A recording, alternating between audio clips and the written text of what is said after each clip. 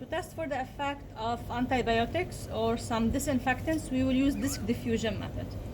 There are different protocols for disc diffusion method in the literature. We follow this protocol. My protocol starts with the preparation of suspension of my bacteria.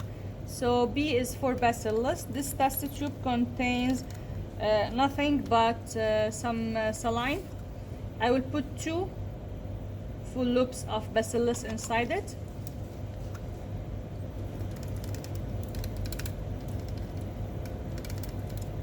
Okay, I will sterilize the loop.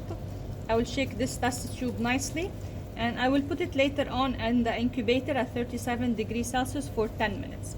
This is what I call bacterial suspension. So the next suspension is for Staphylococcus. S is the test tube. There is no need for further labeling because those test tubes will be later thrown away. So 2 full loops of the bacteria.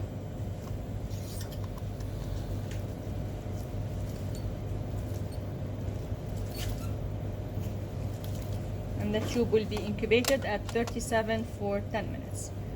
E. coli.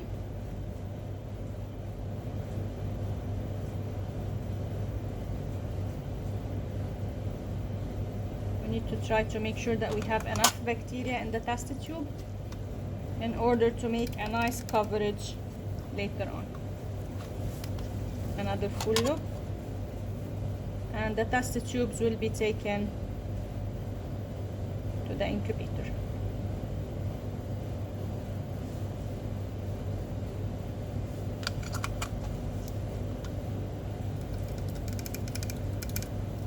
Okay, I'm sterilizing the loop and I will put the tubes in the incubator. So suspension are out of the incubator.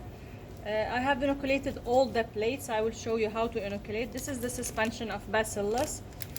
You get a sterile cotton swab, and first you dip the cotton swab in the suspension 1 time, and you start covering your petri dish. You need a full coverage of your petri dish in order to have a uniform lawn on which you can put the discs. You dip your cotton swab again in the same suspension, and you go in the opposite direction, perpendicular direction, and you spread. Now you turn in another direction and you spread.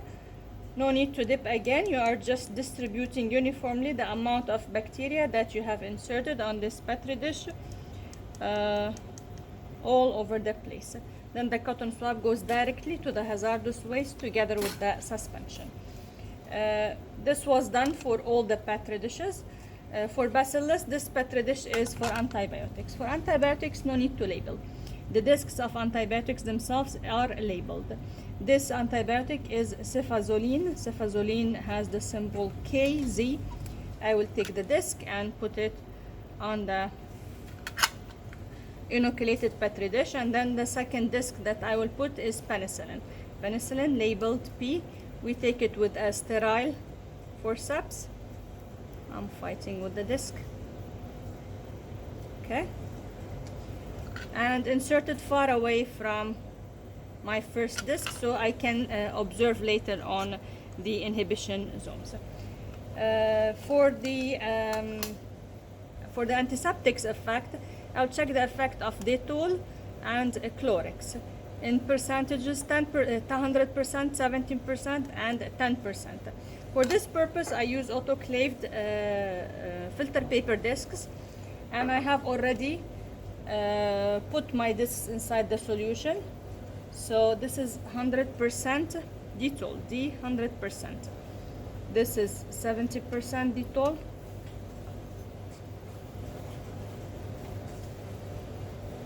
And this is the 10% Dettol. On the opposite side, I will put the Clorox. I need to sterilize my forceps.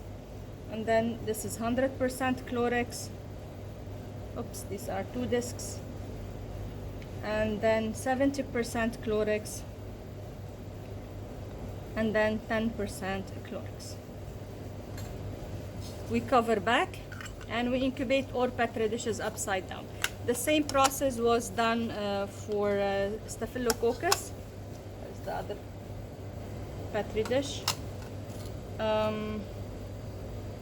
Where's the Staphylococcus? Yeah, and for E. coli as well. All Petri dishes will be incubated at 37 degrees Celsius, and results will be discussed with you later.